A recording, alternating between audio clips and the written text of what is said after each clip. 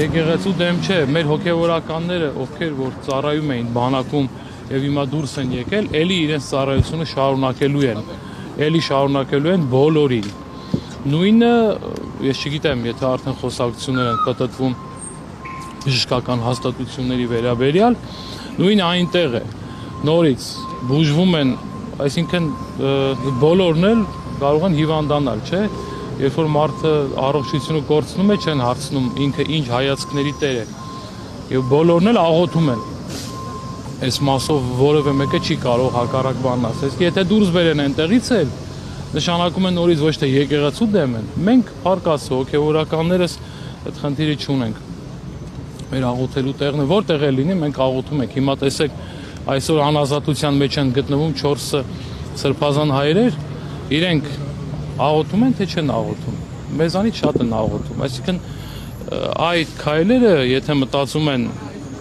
որ եկեղեցու դեմ է, դա եկեղեցու դեմ չէ, այդքան նեղ չէ հարվածը, ամբողջ հայ ժողովրդի դեմ է։ Հիմա հարցրել են կարծիք, օրինակ եկեղեցու պատմություն առարկան, որ դպրոցից դուրս բերեցին, հարցրեցին կարծիք աշակերտների եւ հազարավոր աշակերտների եւ ուսուցիչների, բանակից դուրս բերելուց, հարցրեցին զինվորների եւ սպաների կարծիքը եւ այլն։ Այսինքն մենք ասում ենք մեր կարծիքը, որ դա ոչ թե եկեղեցու դեմ է, այլ հայ ժողովրդի դեմ է։ Շնորհակալություն։ Օրինակ 7 եպիսկոպոսների մասով քրեական փաստորեն հանրային քրեական հետապնդում նախաձեռնվեց քննչական կոմիտեի կողմից եւ ըստ էության ստեղծվում է մի իրավիճակ, որ կաթողիկոսի գործողությունները իրավական ուզում են ընթացք ստանա։ Հիմա ստեղծվում է իրավիճակ, որ նա ցանկացած գործողություն իրավական ընթացք են ուզում որպես իրականացվի։ Հիմա ինչ է լինելու։ Ինչ դուք խնդիր եք տեսնում այս առումով եւ ինչ զարգացումներ կարող են լինել, որովհետեւ ասում են հաջորդը կաթողիկոսն է լինելու եւ այլն։ Մենք էլի ասել ենք, տեսեք, ցավի սիրտ որևէ բանից էլ չենք մենք զարմանում, այն որ մեր եպիսկոպոսները, գիտեմ, որոշում է կայացվել, քրեական գործ է հարուցվել, այս ամեն ինչը, որ ասում են քրեական գործ որոշում, մի տեսակ ծիծաղ ու ժպիտ է առաջացնում, որովհետեւ եկեղեցին միշտ իր ժողովները, Գերագույն հոգևոր խորհրդի, եպիսկոպոսատ ժողովներ, տեղական ժողովներ արել է եւ երբևիցե այսպիսի բան չի եղել։ Այսինքն դա ասել ենք, ասում ենք, սահմանադրության խախտում է, դա օրենքների խախտում է, եկեղեցին անջատ է պետությունից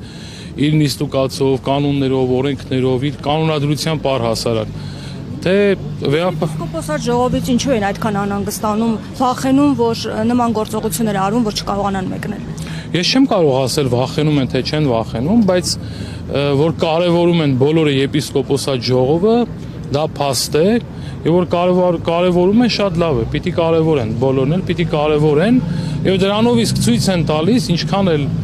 ինչքան էլ բարձրաձայն են, որ մենք չենք ընդունում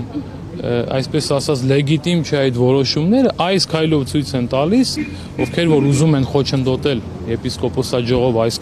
քայլով ցույց են տալիս, որ այո, իրանք ընդունում են եւ վեհապար հայրապետի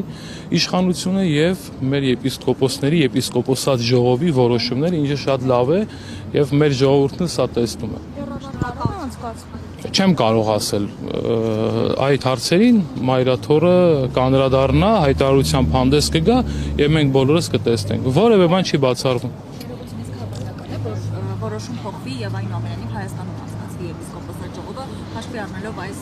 ռեպրեսիաները։ Հստակ չեմ կարող պատասխանել, բայց ի սկզբանե եպիսկոպոսատ ժողովը տեղափոխվեց Հայաստանից դուրս, մայրաթորն էլ հայտարարությամբ հանդես եկավ, որովհետև մտավախություն կար, վտանգ էին զգում։ Դրա համար որոշվեց, որ եպիսկոպոսատ ժողովը դուրսը պիտի արվի, Ավստրիայում այս դեպքում։ Հիմա Հայաստանում կարվի թե չէ, ես քիչ հավանական եմ համարում։ Դեր Փարեն, իսկ հավանական համարում եք, որ եպիսկոպոսների նկատմամբ հենց մոտենան ժամանակահատվածը, երբ որ եպիսկոպոսատ ժողով լինի, էլի կլինեն քրեական գործեր մյուսների հանդեպ։ Արդյոք վտանգավոր չի որոշումը, որ եպիսկոպոսատ ժողովը անցկացվի Հայաստանում։ Դե դրա համար մայրաթորը հանդես եկավ հայտարարության, որ եպիսկոպոսատ ժողովը դուրսը պիտի արվի, որովհետև ինքը հենց մայրաթորը արտահայտեց, որ վտանգ է զգում։ Ինչ որ բաներ զգում է, որ կարող է այնպես չլինել, դրա համար որոշեց, որ եպիսկոպոսատ ժողովը դուրսը լինի։ Իսկ թե ինչ կլինի, քրեական գործեր կլինեն, թե չեն լինի, ես անկեղծ ասած չեմ բացառում, բայց միևնույն ժամանակ ասում ենք, որ բոլոր այդ քրեական գործերը հիմա մեր սրբազան հայրերի, 4 սրբազան հայրերի դեմ հարուցված քրեական գործերը անհիմն են, բոլորն են տեսնում, լրատվամիջոցներն էլ են տեսնում, մարդիկ էլ են տեսնում, ուղղակի սա նորից պիտի այս բառն ասեմ, ժպիտ է առաջացնում, անիմաստ ինչ-որ բաներ են,